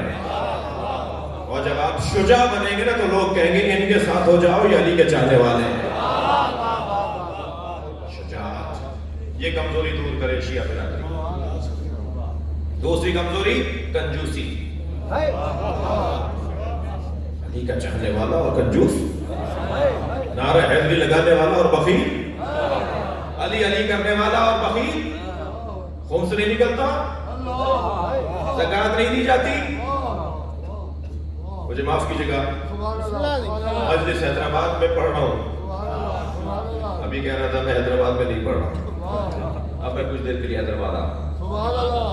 پنجاب کا کوئی امام بارگاہ آپ کو ٹوٹا ہوا نہیں ملے گا. پنجاب کا کوئی مسجد آپ کو ٹوٹی ہوئی نہیں ملے گی. کوئی ٹوٹیاں ٹوٹی ہوئی، کوئی فرش پھٹے ہوئے، کوئی دروازے ٹوٹے ہوئے، کوئی قبضے اکھڑے ہوئے، کوئی فرش ٹوٹا ہوا آپ کو پنجاب کی مسجدوں میں اور امام بارگاہوں میں نہیں ملے گا. اور سندھ کے اکثر امام بارگاہوں کا حال یہ ہے، اکثر مسجدوں کا حال یہ ہے. پنکھے جلے ہوئے ہیں، کارپیٹ پھٹے ہوئے ہیں، ٹوٹیاں ٹوٹی ہوئی ہیں، بلب فیوز ہیں. اور معلوم ہے جی اس علاقے کا جو سب سے بڑا زمیندار ہے وہی شیعہ ہے. نہ خمس اس سے نکل رہا ہے، نہ زکوٰۃ اس سے نکل رہی ہے. میرے سارے پاکستان کے مولوی مجھ سے ناراض ہو جائیں، میرے ایک مکتب کے مولوی، میں ان کی ناراضگی کو مول لے کر ایک اعلان کر رہا ہوں. اور اعلان یہ ہے کہ آپ مولوی کو خمس نہ دیجئے، خمس نکالیے اپنے ہاتھ سے خود خرچہ کیجیے. یہ بہانہ کیوں بنا رہے ہیں کہ مولوی خمس کھا جاتے ہیں؟ نہ دیجئے، نہ دیجئے. اچھا بات تھوڑی بولیں گے باپ، یہ باپ کی جگہ ہی نہیں ہے، یہ تو آپ کی جگہ ہے. نہ دیجئے مولوی کو آپ خمس. بھائی مولوی کھا جاتے ہیں نا، آپ کو کسی نے دماغ میں ڈالا ہوا ہے کسی بچے کے، تو نہ دیجئے مولوی کو خمس نکالیے. میں ان بچوں سے، جوانوں سے، یہ نورانی چہروں والے جوان بیٹھے ہوئے ہیں جنہوں نے گناہ نہیں کیے. میری سعادت مندی ہے کہ میری مجلس میں، میرے بیان میں اکثریت جوانوں کی ہوتی ہے. میں ان سے گزارش کر رہا ہوں آج ہی ارادہ کرو، جناب سکینہ کا واسطہ دے رہا ہوں بی بی کی شہادت کے ایام میں، کہ تمہیں جیب خرچی ملتی ہے، تم تعلیم کے ساتھ نوکری کر رہے ہو، آپ اپنی تاریخ طے کریں، اس تاریخ پر اپنا حساب کریں. 200 روپے نکلیں، 2000 نکلیں. کہنے مولانا 10,000 بچے تھے تو 10,000 میں خمس کتنا ہے؟ ہم نے کہا جی 2000. کہنا 2000 دے دوں گا تو بچے گا کیا؟ اچھا پھر تم 2000 رکھ لو، 8000 دے دو. 2000 نکالتے ہیں، بچے گا کیا؟ جس اللہ نے تمہیں 10,000 بچا کے دے دیے وہ تم سے 2000 مانگ رہا ہے. وہ 2000 اپنے ہاتھ سے اپنے علاقے کی مسجد میں خرچ کر دو، اپنے ہاتھ سے اپنے علاقے کی امام بارگاہ میں خرچ کر دو. علاقے میں اگر مدرسہ ہے تو اس میں کچھ پیسے ڈلوا دو، کچھ چیز ڈلوا دو، کوئی راشن ڈلوا دو. کنجوس اور علی کا چاہنے والا. میں تو کہتا ہوں سب سے آگے نکل جائے گا سندھ پورے پاکستان میں. میں مظفر آباد سے لے کر کراچی تک، بیواڑ کی چوٹی سے لے کے کراچی کے ساحل تک، لداخ کی چوٹیوں سے لے کے کراچی کے ساحل تک پورا پاکستان دیکھ چکا ہوں. سندھ سب سے آگے نکل جائے گا مسجدوں میں، امام بارگاہوں میں، مدرسوں میں. اسکولوں کی ضرورت ہے آپ کو. آپ کے بچے پنجاب پڑھنے جا رہے ہیں. میرے بچے، مجھ سندھی کے بچے، میں سندھی ہوں، مجھ سندھی کے بچے پنجاب پڑھنے جا رہے ہیں. سندھ میں کہاں ہے ہمارے پاس ادارے جہاں ہم اپنے بچوں کو اعلیٰ تعلیم دیں؟ آیت اللہ سیستانی کی خدمت میں گیا، مجھ سے کہنے لگے مدرسے کتنے ہیں پاکستان میں؟ شیعہ مدرسوں کے لیے پوچھنے لگے. میں نے کہا جی 500. کہنے لگے اسکول کتنے ہیں؟ میرا تو منہ لٹک گیا، کیا بتاؤں. کہنے لگے تم نے اپنے بچوں کو یہودیوں کے حوالے کیا ہوا ہے؟ وہی آکسفورڈ کی، وہی کیمبرج کی، وہی او لیولز پڑھائیے، مگر خود پڑھائیے. نظام تعلیم وہی رہے جو دنیا میں رائج ہے، مگر خود پڑھائیے. ہمارا حال اچھا نہیں ہے. کنجوس اور علی کا چاہنے والا نہیں ہو سکتا. تیسری بتا دو کمزوری. نہیں گڑبڑ ہو گئی، بڑی دھیمی سی بسم بسم اللہ رہی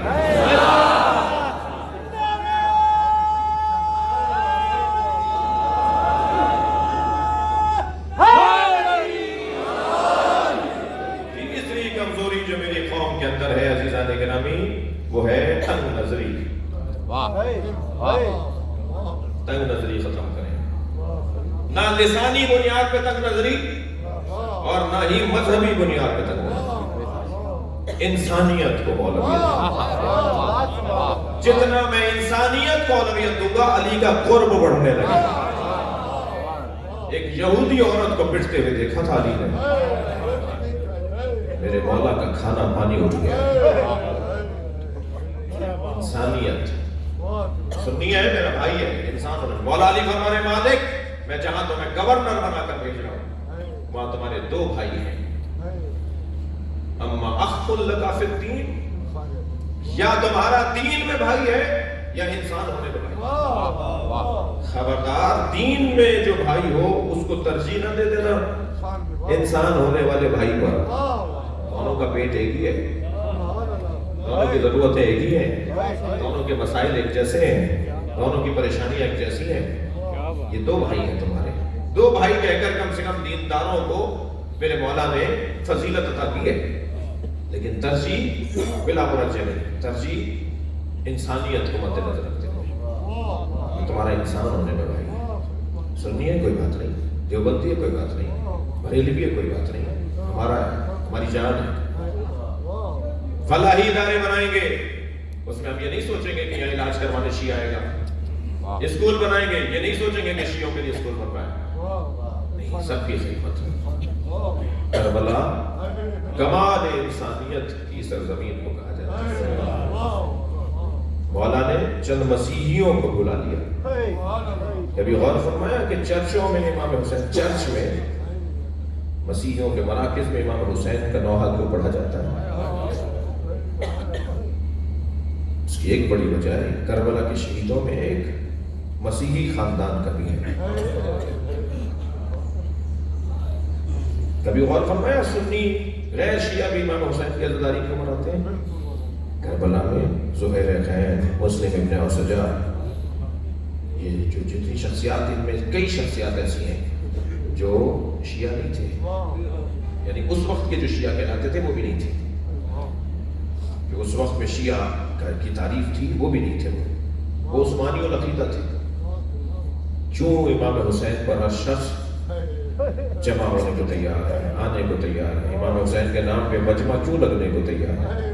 اس لیے کہ حسین نے انسانیت کی بنیاد کی. کربلا اقدار کی جنگ ہے, اقتدار کی جنگ نہیں ہے. تہذیب کی جنگ ہے, انسانیت کے فروغ کی جنگ ہے. تین چیزوں کو دور کرنا ہے, کنجوسی کو, بزدلی کو اور تنگ نظری کو.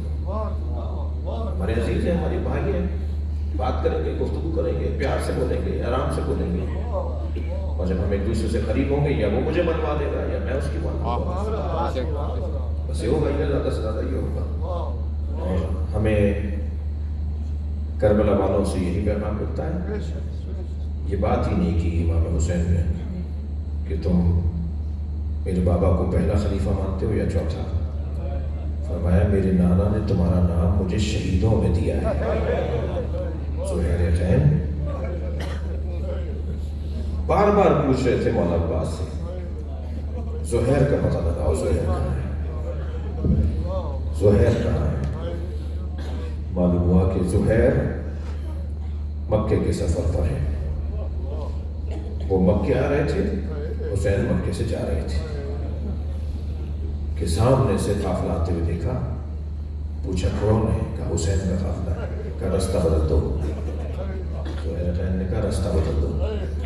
اپنے غلام سے کہا رستہ بدل دو. چند سواریوں پر تھے, رستہ بدل دیا.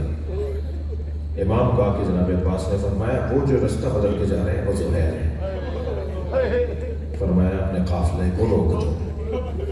اور جب قافلہ رک گیا تو فرمایا جاؤ زہیر سے جا کے کہو کہ حسین بلا رہے ہیں. جب مولا عباس گئے نا جناب زہیر کے پاس تو زہیر خین نے اپنے غلام سے کہا کہ ہمارے ان گھوڑوں میں فلاں گھوڑا جو ہے, گھوڑوں میں فلاں گھوڑا جو ہے وہ زیادہ طاقتور, زیادہ صحت مند ہے, زیادہ خوبصورت ہے, اچھی سواری دیتا ہے, वो ले आओ, मैं हुसैन को हदिया भेजूंगा। लगाम पकड़ कर कहा, अब्बास ये हुसैन को मेरी तरफ से हदिया दे देना। इमाम ने मौला अब्बास से फरमाया, ये वापस कर दो और ज़ुहैर से कहो कि हमें तुम्हारे घोड़े की ज़रूरत नहीं है, हमें तो तुम्हारी ज़रूरत है। ज़ुहैर ने कहा कि जाके हुसैन से कहो मैं मुसलमानों की जंग में नहीं पड़ना चाहता, ये मुसलमान आपस में लड़ेंगे, मैं इस जंग में नहीं पड़ना चाहता। इमाम ने फिर हज़रत अब्बास से फरमाया, ज़ुहैर से कहो कि मैं उनसे मिलने आ रहा हूँ। तो जब खुद इमाम हुसैन मिलने गए, ज़ुहैर के हाथ पैर कांपने लगे। हुसैन आ गए, अपने खेमे से निकल कर बाहर गए, इमाम का इस्तकबाल किया। रिवायत कहती है इमाम ने ज़ुहैर का हाथ पकड़ा और सहरा में तन्हा चले गए। ज़ुहैर को लेकर चले गए अकेले। कुछ देर वहाँ रहे और वहाँ से जब लौटे तो इमाम अपने घोड़े पर बैठ के अपने खेमों की तरफ और ज़ुहैर अपने खेमे में आ गए और आते के साथ ही सामान जमा करने लगे। तो बीवी का नाम लिखा है, ज़ुहैर का नाम लिखा है दुल्हा। दुल्हा ने कहा कि क्या हो रहा है, क्या इरादा है? कहने लगा, मैं तुम्हें तलाक देना चाहता हूँ। कहा, हमारी तो कभी लड़ाई भी नहीं हुई जिंदगी में, आप मुझे तलाक क्यों देना चाहते हैं? कहा, मैं हुसैन के साथ जा रहा हूँ और हुसैन ने मुझे जन्नत में मेरा मकाम दिखाया और हुसैन के नाना रसूल ने मेरा नाम हुसैन को लिख कर दिया है कि कौन कौन करबला में शहीद होगा, उसमें एक नाम ज़ुहैर का है। लिहाजा मैं तो बड़ा किस्मत वाला हूँ और मैं अगर तुम्हें तलाक नहीं दूंगा तो इद्दत वफात लंबी होती है, तलाक की इद्दत कम होती है, जल्दी तुम मेरी निस्बत से दूर हो जाओगी। तो पैरों में गिर गई, कहने लगी, सारी जिंदगी अपने साथ रखा, अब नबी ज़ातियों की खिदमत का वाक़ा है, मुझे अपने साथ लेकर चलिए। आप ही ने तो बताया ना कि उस काफिले में ज़ैनब भी है, उस काफिले में नबी ज़ातियाँ भी हैं, अली की बच्चियाँ भी हैं। ज़ुहैर कहने लगा, नहीं, जब मर्द मार दिए जाते हैं तो औरतों को असीर बना दिया जाता है। मुझे ये भी बताया गया है कि आले नबी को, औलाद ज़हरा को, नबी ज़ातियों को असीर बनाया जाता है। मैं नहीं चाहता कि जगह जगह तशहीर हो ये ज़ुहैर की ज़ौजा है, इसलिए तुम्हारे हवाले गुलाम करता हूँ। तुम्हें ये गुलाम अपने घर लेकर पहुँचेगा और मैं हुसैन के साथ जा रहा हूँ। ज़ुहैर चले गए, करबला पहुँचे और इमाम के साथ जो ज़ुहैर का फिर इस वाक़े के बाद रंग था ना, वो कुछ और था। थे तो ज़ईफ़ुल उम्र मगर बड़े बड़े जवानों से जवान थे। जब मेरे मौला हुसैन असर की नमाज पढ़ रहे थे और तीरों की बारिश होना शुरू हुई तो एक मर्तबा ज़ुहैर उनमें एक थे कि जो इमाम हुसैन पे आते हुए तीरों को रोक रहे थे। ज़ुहैरतैन करबला के मैदान में शहीद हुए और इमाम ने उनके लाशे में मरसिया पढ़ा। उधर वाक़े करबला गुजरा, ये दिन आए जो दिन आज आप गुजार रहे हैं। ज़ुहैर की ज़ौजा घर नहीं गई, खैमा लगा के सहरा में बैठ गई और इंतजार करने लगी कि करबला की खबर आए, करबला में क्या हुआ है। खबर आई कि करबला में हुसैन को मार दिया, ज़ुहैर हुसैन के साथ शहीद हो गए, हबीब जैसा नबी का सहाबी भी मारा गया और अब उनके सरों को नेज़ों पर उठाकर हुसैन के बच्चों को असीर बनाकर कूफा से शाम ले जाएंगे। तो इसने अपने गुलाम को बुलाकर कहा कि जरा देखो उन सरों में जो सर जा रहे हैं उनमें तुम्हारे मौला मालिक ज़ुहैर का सर है। ये गया और जाकर देखकर और कहा, मालिकन उसमें मेरे मौला ज़ुहैर का सर भी है। ज़ुहैर को भी मार दिया गया। फिर कहने लगी, मैं तुझसे एक काम चाहती हूँ, वो मेरा काम कर दे तो मैं तुझे आज़ाद कर दूंगी, तेरी आज़ादी का परवाना नहीं दूंगी। काम ये है कि ये कफन ले जा और ज़ुहैर को कफन पहनाकर दफना के आ जाए। अजर कमाल, ज़ुहैर को कफन पहनाकर, ये कफन ले जा और कफन पहना कर आ जाए। गुलाम कहता है मैंने कफन लिया, वो कहती रिवायत कहती है फिर गुलाम ने कफन लिया और ये करबला के मैदान में गया। 2 दिन के बाद जब लौटा ना तो इसने दरवाजे पर खड़े होकर, खैमे के बाहर खड़े होकर आवाज़ लगाई। ये बाहर आई कि देखे कि बताएगा कि क्या करके आया है, कैसे दफनाया, कैसे कफन दिया। तो क्या देखा, कफन हाथों पर है, गर्दन लटकाए खड़े। उसने कहा मैं तुम्हें आज़ाद नहीं करूँगी। ज़ुहैर ने कहा मैं तुझे आज़ाद नहीं करूँगी। कहा मालिकन आप मुझे आज़ाद ना करें, सारी जिंदगी अपना गुलाम रखी। मैंने तुझे एक कफन दिया था, अपने मौला को कफन नहीं पहना सका, तो आंखों में आंसू भर के कहने लगा कफन एक था। वहाँ ज़हरा का लाल, वहाँ अली अकबर, वहाँ मोहम्मद। एक कफन अगर मालिक को पहना कर आ जाता तो कल नबी को क्या जवाब देता? अजरुकम अल्लाह, अजरुकम अल्लाह। आपकी आवाज़ें बुलंद है। अल्लाह किसी गम में अल्लाह से और में मुझे जल्दी नहीं है मसाइब का दौरानिया, अल्लाह करे मैं बयान कर पाऊँ। अय्याम शहादत जनाब सकीना। अल्लाह आपके घरों में जो बच्चियाँ हैं उन्हें आबरू अता फरमाए, उनकी हिफाजत फरमाए, उनकी तरबियत की आपको तौफीक अता फरमाए। आपने बहुत सुना है, बहुत देखा है, बहुत महसूस किया है कि बेटियों को बाप से मोहब्बत होती है। जब बाप घर में आता है ना तो बेटे तो शायद किसी खेल कूद में लगे हुए हों, लेकिन बेटी सारे काम छोड़कर बाप से निपट जाती है। कभी अब्बा की जूतियाँ उतारेगी, जूते उतारेगी, कभी प्यार करेगी, कभी गले में लटकेगी। बेटियाँ बाप से बड़ी जुड़ी हुई होती हैं। ये मुहावरा भी है और ये मुशाहिदा भी है। मैंने करबला के मैदान में देखा, जुलजना खबर शहादत पहुँचाने जब आया ना, इमाम हुसैन की शहादत की खबर जब पहुँचाने आया तो ढूंढ रहा था सकीना का, और उसी खेमे पे जाकर उसने पैर मारना शुरू किए जिस खेमे में जनाब सकीना थी। बीबी ने बाबा के घोड़े की आहट सुनी, बाहर आई, घोड़ा गर्दन लटकाए खड़ा था। बड़े विकार के साथ, समझदारियां कुर्बान हो सकीना पर, बड़े विकार के साथ कदम उठाए, घोड़े के करीब आई, घोड़े ने गर्दन झुका दी तो उसके सर पर हाथ रखते हुए बस एक ही जुमला कहा, हल सोतया अभी और खुदना अच्छा। मुझे इतना बता दे, मेरे बाबा को पानी पिला कर मारा, ये मेरे बाबा को प्यासा मार दिया। अजरो कमल अल्लाह, अजरो कमल अल्लाह। जो रो रहे हैं अपनी आवाज़ों को आज़ाद करेंगे।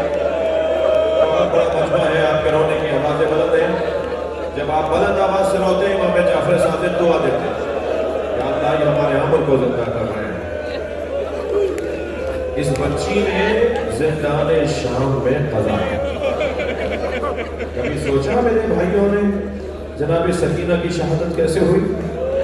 सकीना की शहादत दिल बंद हो जाने की वजह से। भाई एक बच्ची कितना बर्दाश्त करती, क्या क्या मंजर इसने नहीं देखे, क्या क्या मंजर इसने नहीं देखे। सुनेंगे इसने क्या क्या मंजर नहीं देखे। भाई सैयद सज्जाद के नीचे से बिस्तर खिंचता हुआ है। इसने देखा कि जनाब ज़ैनब के सर से चादर उतर है। इसने देखा कि बाबा हुसैन पे घोड़े दौड़ाए जाते। 11 मुहर्रम को आई थी ना बाबा के लाशे पर, तो इमाम हुसैन का लाशा पहचाना नहीं जा रहा था। इस बीबी ने ये मंजर भी देखा है। और फिर जब कूफे के बाजार से गुजरी है, शाम की राहों से गुजरी है, तो क्या कुछ नहीं हुआ इसके साथ। जो रोने आए हैं जुमला महसूस करेंगे।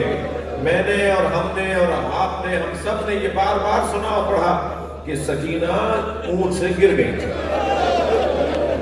मगर नहीं अजीजों, रिवायत यह है कि सकीना बीबी को गिराया गया था। बहुत मुख्तलिफ है, बहुत मुख्तलिफ है। गिरना और है, गिराया जाना और है।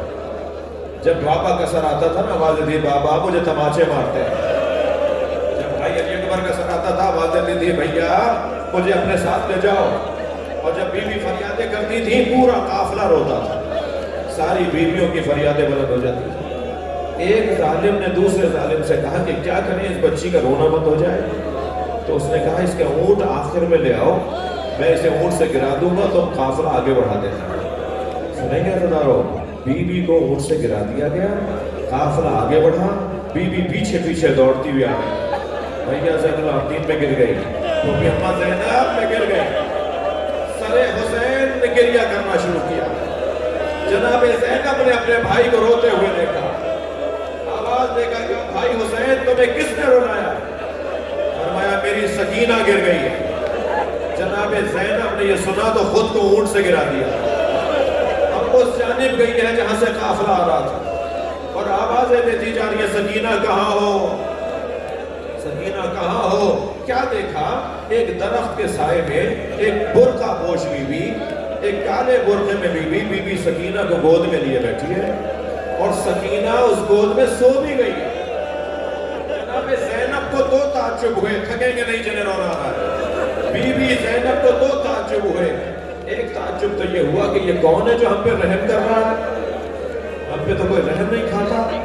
दूसरा ताज्जुब ये हुआ सकीना इनकी गोद में सो कैसे गई। जब काफिला रुकता था, रस्सियां खोली जाती थी, जनाब रबाब बढ़ के कहती थी मेरी गोद में आ जाओ, तो सकीना कहती थी मुझे बाबा के पास जाना है।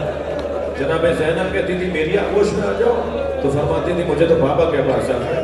ये तो ना फूफी की गोद में आती है, ना माँ की गोद में आती है, ये कौन सी गोदी है जिसमें सकीना सो गई। तो करीब जाके बैठी और कहने लगी बीबी मैं फातिमा की बेटी ज़ैनब, मैं जन्नत की बशारत तुम्हें देती हूँ, मैं तुम्हारी शिफाअत का इजहार और ऐलान और इकरार करती हूँ। बस हमें इतना बता दो कि ये बच्ची तुम्हारी गोद में सोई कैसी है। ये मेरे भाई की बच्ची सकीना है। जैसे ही गुफ्तगू आगे बढ़ी तो उस बीबी ने नकाब हटाई। नकाब हटी तो बेटी ने माँ को बैठे हुए देखा, लिपट गई जनाब ज़हरा के, अम्मा मेरा भाई करबला में मारा, अम्मा करबला में अली अकबर मारा।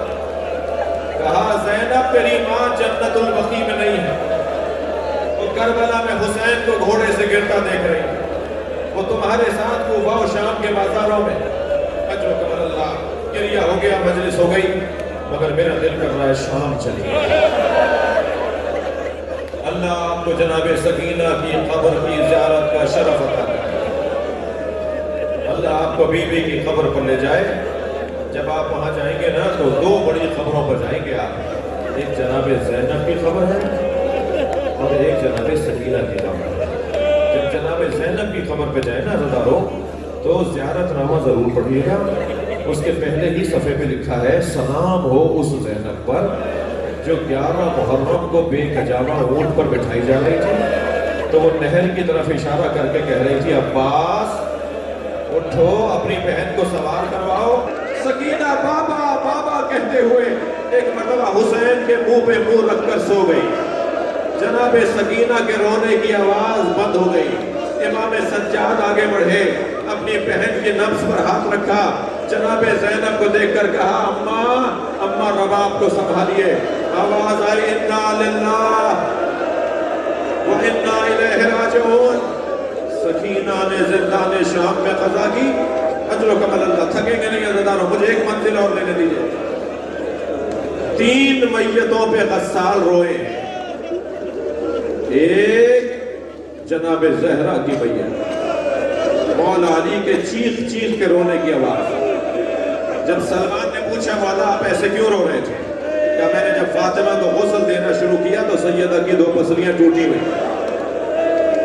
मौला अली रोए हैं जनाब ज़हरा के जनाजे पर। दूसरा जनाजा सुनेंगे इमाम सज्जाद के जनाजे पे इमाम बाक़िर रोए। फरमाया मेरे बाबा के बदन पर अब भी निशानात। और ये तीसरा जनाजा सुन लीजिए, वो जनाब सकीना का जनाजा। जब गस्साला गुस्ल देने के लिए आई ना, बुलाई गई, तो वो रोती भी बाहर आई और इमाम सज्जाद के सामने बैठकर कहने लगी बस आखिरी जुमला, बहुत रो लिए, बड़ा गिरिया हो गया। इमाम सज्जाद के सामने आकर बैठी और कहने लगी ए असीर ज़िंदान तुम्हारी बहन को क्या बीमारी थी। इमाम ने फरमाया मेरी बहन को कोई बीमारी नहीं थी। क्या मैंने कुर्ता अलहदा किया तो बदन पे नीले निशान। इमाम ने फरमाया ताजियानों के निशान। सकीना के बदन पर शेमर के ताजियान।